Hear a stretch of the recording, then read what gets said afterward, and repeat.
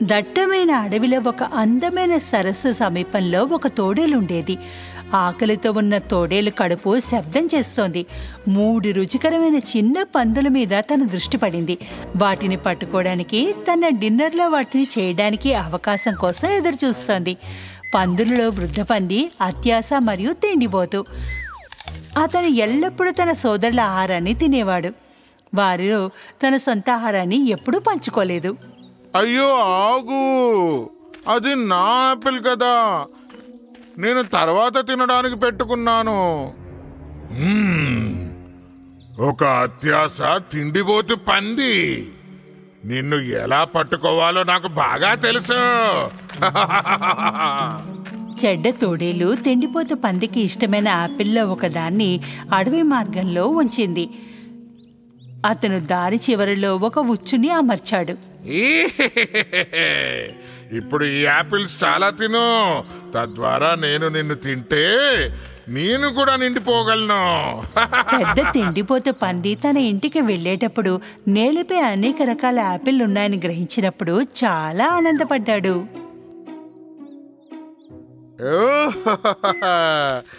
నాకు ఇష్టమైన పండు.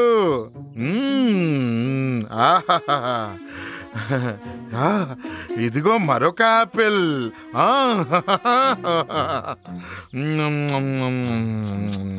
ఏంటి, ఇక్కడ చాలా యాపిల్స్ ఉన్నాయి. నేను నా సోదరులు చూడకముందే నేను వారన్నిటిని తీసుకెళ్ళిపోతాను, ఎందుకంటే ఇవన్నీ నావే కాబట్టి.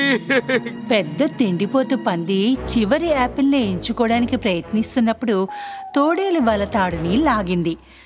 భారీ వల పందిపై పడింది. పెద్ద పంది పోరాడినప్పటికీ అతను వల నుండి తప్పించుకోలేకపోయాడు. కాపాడండి, కాపాడండి, ఇక్కడ ఏం జరుగుతోంది? ఎవరైనా నన్ను కాపాడండి. నువ్వు నా ఉచ్చులో పడిపోయావు. నేను నిన్ను ఇంటికి తీసుకెళ్లి తింటాను, తిండిపోతు పంది. అదే సమయంలో నిజంగా ఆకలితో ఉన్న పంది సోదరులు వారి సోదరుడి గొంతు విన్నారు. కాపాడండి, నన్ను వెళ్ళనివ్వు, నన్ను ఎవరైనా కాపాడండి. వారు చాలా తొందరపడి అడవిదారి వైపు పరిగెత్తినప్పుడు చెడ్డ తోడేలు తమ పెద్ద అత్యాశగల సోదరుని పట్టుకున్నారని చూశారు. ఇదేంటిది, మనం తన్ని కాపాడాలి. కానీ నేను బలంగా లేను, తోడేలు అంటే నాకు భయం కూడా. అయినప్పటికీ ధైర్యవంతమైన చిన్న పందులు తమ సోదరుని రక్షించాలని నిర్ణయించుకున్నాయి. తోడేలు పెద్ద పందిని తన గుహలోకి తీసుకెళ్లడంతో వారు అతన్ని అనుసరించారు. పెద్ద పందిని మోసుకెళ్లడం వల్ల అలసిపోయి తోడేలు నిద్రలోకి జారుకుంది. ఏంటి, అక్కడ ఎవరైనా ఉన్నారా? నిశ్శబ్దంగా ఉండండి, మేం మిమ్మల్ని రక్షించడానికి వచ్చాం. పంది సోదరులు తమ సోదరుని రక్షించడానికి తోడేలు నెట్టడానికి ప్రయత్నించారు. కానీ బలం లేకపోవడంతో చేయలేకపోయారు. బహుశా మీరు మీ సంచిలో దాచిన ఆపిల్ను మాకు ఇస్తే మేము శక్తి పొంది మిమ్మల్ని రక్షించగలం. లేదు, అవి నావే. నేను ఇక్కడి నుంచి పారిపోతే అవి తినే వెళ్తాను. అయ్యో, ఈ పంది చాలా శబ్దం చేస్తుంది. తన వల్ల నేను కలలు కూడా కనలేకపోతున్నాను. ఒక్కొక్కరిగా అన్ని పందులను నేను తినేస్తాను. అయితే మేము వెళ్ళిపోతున్నాం, మీరు తోడేలతోనే ఉండండి. చివరకు పెద్ద పంది ఒప్పుకుంది. సరే, ఒక్క నిమిషం ఆగండి. ఇగో తీసుకోండి, ఇది కూడా తీసుకోండి. కానీ నా కోసం ఒకటైతే తీసుకుంటాను తప్పకుండా. సరే, ఇది కూడా తీసుకోండి, వెళ్ళండి, తినండి. పెద్ద తిండిపోతు పంది ఇచ్చిన ఆహారాన్ని సోదరులు తిన్నారు. చివరకు తోడేళ్లు పక్కకు నెట్టగలిగారు. 3 పంది సోదరులు కలిసి చాలా కష్టంతో పెద్ద పందిని నెట్ నుంచి రక్షించారు. వారు త్వరగా ఇంటికి తిరిగి వచ్చారు. చెడ్డ తోడేలు మేల్కొన్నప్పుడు పంది తప్పించుకుందని చాలా కోపంతో ఉన్నాడు. నా తిండిని ఎవరూ తీసుకోలేరు. పెద్ద తిండిపోతు పంది ఇతరుల ఆహారాన్ని దొంగిలించడం నిజానికి దురాశ అని అర్థం చేసుకుంది. ఆ రోజు నుండి అతను తన సోదరులతో తనకిష్టమైన ఆహారాన్ని పంచుకోవడంలో సంతోషంగా ఉన్నాడు. ముఖ్యంగా అవి అందమైన రంగురంగుల ఆపిల్స్ అయినప్పటికీ కూడా పంచుకున్నాడు.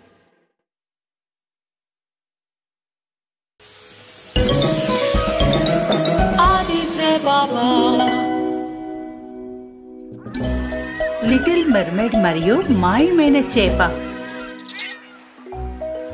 ఒకానొకప్పుడు అరియా మహాసముద్రాల ప్రపంచంలో అత్యంత అందమైన మత్స్యకన్య మరియు ఆమె ప్రియమైన యువరాజు ఎడ్వర్డ్ క్రూజ్ షిప్లో పయనిస్తున్నారు. దూర సముద్రాలకు ప్రయాణిస్తున్నారు. ఈ ప్రయాణం చాలా మనోహరంగా ఉంది. ఉదయం సూర్యుడి అందం అందరినీ ఆకర్షించింది.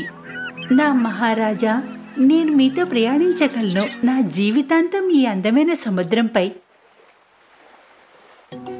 ఎడ్వర్డ్ మరియు ఆర్య వారు సందర్శించిన ప్రతి ద్వీపం నుండి ఉష్ణమండల పండ్లను తీసుకున్నారు. అనాస పండు, మామిడి, కొబ్బరి, బొప్పాయి, సపోటా, రాస్బెర్రీ, అరటి, నిమ్మకాయలు, ఇంకా ఎన్నో. 7 సముద్రాల్లో డజన్ల కొద్దీ అత్యంత రుచికరమైన పళ్ళు. వారు తమ కోటకు తిరిగి వచ్చినప్పుడు వారు ఈ పండ్లను దేశ ప్రజలకు అందించబోతున్నారు. ఒకరోజు ప్రిన్స్ మరియు లిటిల్ మర్మైడ్ అరియా సముద్రం వైపు చూస్తున్నప్పుడు నీటిలో సముద్ర జీవులు లేవని వారు గ్రహించారు. నా యువరాణి గారు, మేము కొన్ని రోజులుగా సముద్రంలో చేపల్ని చూడడమే లేదు. అలా ఎందుకు జరుగుతుంది? అవును, నేను గమనించాను. నా స్నేహితురాలు డాల్ఫీ కూడా కనిపించడం లేదు. సముద్ర గర్భ ప్రపంచం గురించి ఆందోళన చెందుతున్న లిటిల్ మర్మైడ్ నీటి అడుగున రాజ్యాన్ని పరిశోధించి ఆమె కుటుంబం మరియు ఆమె స్నేహితులను తనిఖీ చేయాలని నిర్ణయించుకుంది.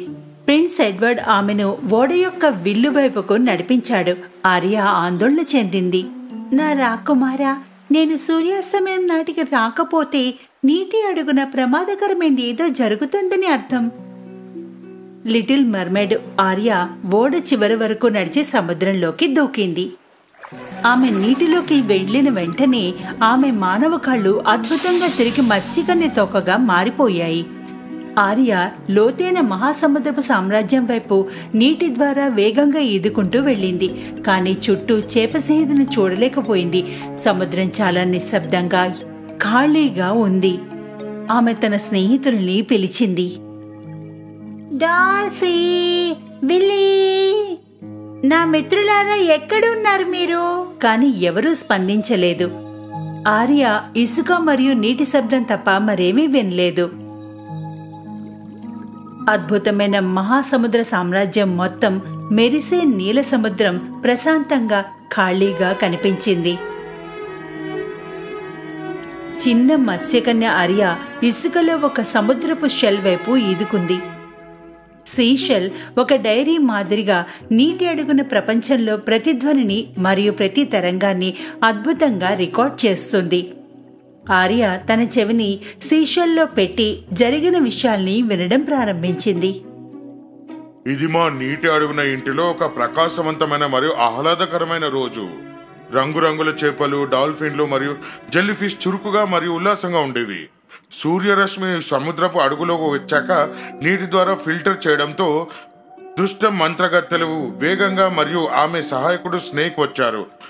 వేగా తన సొంత రాజ్యాన్ని స్థాపించడానికి వీలుగా వారు రాజ్యం యొక్క విధిని దొంగిలించడానికి ప్రణాళికను చేస్తున్నారు. రాజు పొసైడన్ ఇంకా అతని కుటుంబం నుండి దూరంగా. అప్పుడు వేగా మరియు స్నేక్ షాక్ ముఠాను కలుసుకున్నారు మరియు వారు అదృశ్యమయ్యారు. నేను విన్నదాన్ని రాజుకు తెలియజేయడానికి ఇసుకలో ముందుకు సాగడం ప్రారంభించా. కానీ నేను చూసిన దాన్ని చూసి నేను ఆశ్చర్యపోయాను. కానీ అక్కడ ఒక చాలా పెద్ద ఫిషింగ్ నెట్ ఉంది. అది నెమ్మదిగా నీటి కిందకి దిగుతూ వస్తుంది. నేను చాలా భయపడ్డాను. కాబట్టి నేను వెంటనే దాక్కున్నాను. ఆమె విన్న విషయాలను ఆర్య నమ్మలేకపోయింది. ఆమె ఉన్న సీషెల్ వదిలి వెంటనే ఫిషింగ్ నెట్ కోసం వెతుక్కుంటూ వెళ్ళిపోయింది.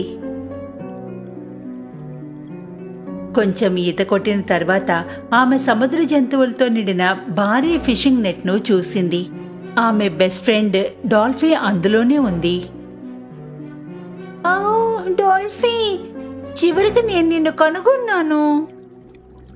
ఆర్యా, త్వరగా మమ్మల్ని ఇప్పుడే రక్షించండి. ఇలాంటివి మరో 2 పెద్ద ఫిషింగ్ నెట్లున్నాయి.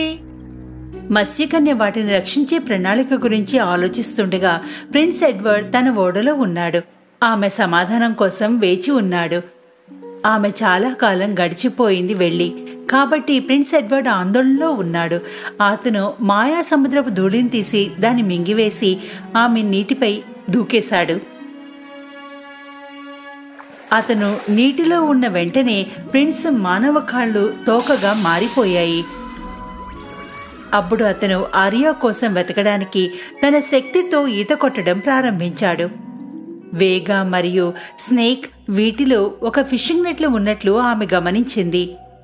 ఈ 3 నెట్లని ఒకే చోటికి రావడానికి ప్రయత్నించింది. ఆమె చూసింది వేగా और స్నేక్ కూడా అదే ఫిషింగ్ నెట్లో ఉన్నట్టుగా గమనించింది. మీరు ఈ వల్ల ఇలా చిక్కుకున్నారు? నేను నమ్మలేకపోతున్నాను. నువ్వు నీటి అడుగున ఏం చేస్తున్నావు? నువ్వు మానవురాలిగా మారిపోయినట్టు అనుకున్నానే. నేను నా చేప స్నేహితుల్ని పట్టుకోవడానికి వచ్చాను. నిన్ను కాపాడడానికి వచ్చాను. మమ్మల్ని రక్షించడానికా? మీరా? ఆమె అంటుంది మనల్ని కాపాడుతుందని మహారాణి గారు. ఆమె అలా చెప్పిందా? మీరు విన్నారా? మీ చేతులని నెట్లో చిక్కుకున్నాయి వేగా. మీ సహాయం లేకుండా ఎప్పటికీ బయటికి రాలేరు. అలా మీరు అనుకుంటున్నారా? దుష్ట సముద్ర మంత్రగత్తె గర్వపడింది. ఎటువంటి సహాయం లేకుండా విముక్తి పొందడానికి ప్రయత్నించింది, కానీ విజయవంతం కాలేదు. బాము, నాకు సహాయం చెయ్యి. నా 4వ చేతిని త్వరగా లాగు బయటికి. చెప్పండి. నీ 2 తలల్ని ఉపయోగించు సిలి. నేను దీన్ని అస్సలు చెయ్యలేను మహారాణి గారు. వేగా, ఆగు. దీన్ని మరింత కఠినం చేస్తున్నావు. మెర్మేడ్ వేగాను హెచ్చరించడానికి ప్రయత్నిస్తుండగా మత్స్యకారులు పైనుండి మరొక వలని విసిరారు. దురదృష్టవశాత్తు మర్మేడ్ కూడా ఆ నెట్లో చిక్కుకుంది. నేను చిక్కుకున్నాను. అయ్యో వద్దు, నేను మరిన్ని వలల కోసం చూస్తూ ఉండాలి. అయ్యయ్యో. కదలదు ఆర్యా, నువ్వు మరింతగా ఇరుక్కుపోతావు. నేను నీ ముందు ఇక్కడి నుండి వెళ్ళి మొత్తం రాజ్యాన్ని నాశనం చేసేస్తాను. మెర్మేడ్ ఆర్యా నెట్లో కష్టపడుతూ ఉండగా ప్రిన్స్ ఎడ్వర్డ్ అక్కడికి వచ్చాడు. ఎడ్వర్డ్, ఎడ్వర్డ్, మేము ఎక్కడ ఉన్నాము? యువరాజు తన పూర్తి శక్తితో అతని చేతికున్న బాకుతో ఆర్యాని వెంటనే నెట్ నుండి రక్షించాడు. మనం వెంటనే సముద్రపు దొంగలని ఆపాలి యువరాణి గారు. పదండి, లేదా వాళ్ళు ఎక్కువ వలలు విసురుతారు. ఇక్కడ వేచి ఉండండి, నేను మిమ్మల్ని రక్షిస్తాను.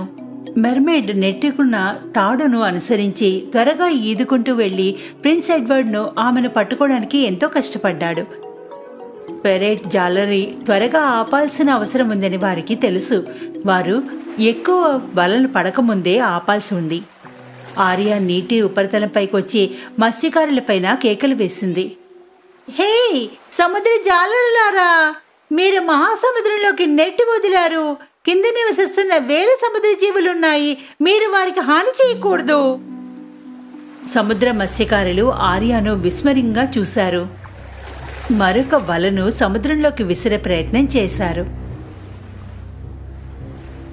మరోవైపు ఆర్య తన 2 చేతుల్ని గాల్లోకి ఎత్తి దూకేసింది.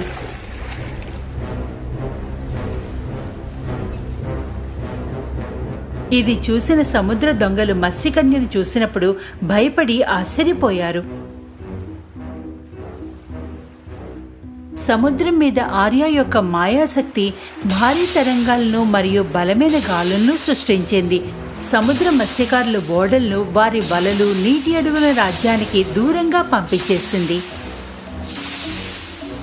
దూరంగా, ఎంతో దూరంగా.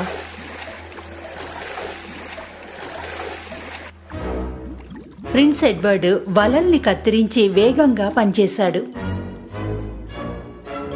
నీటి అడుగున జీవులు విముక్తి పొందాయి.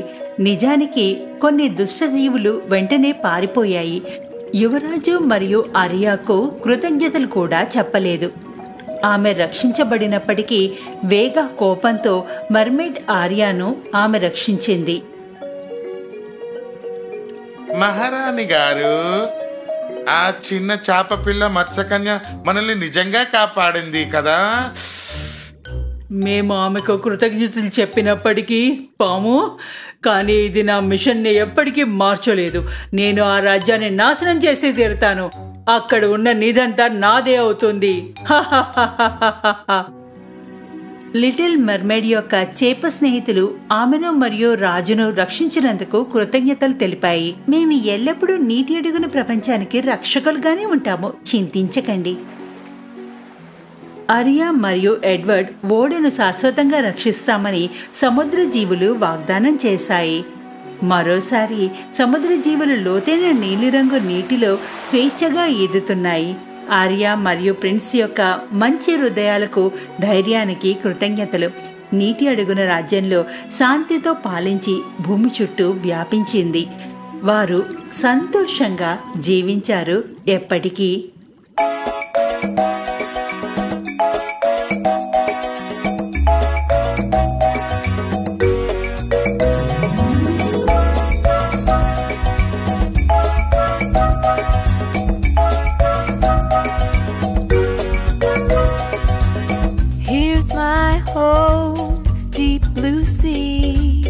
Everything is fun, friends with me. The king called me the Little Mermaid, the very best daughter of the king of the sea. Just look around, you will see the joy, a beautiful life, and the ocean roar. Just look around, you will see the joy, a beautiful life, and the ocean roar.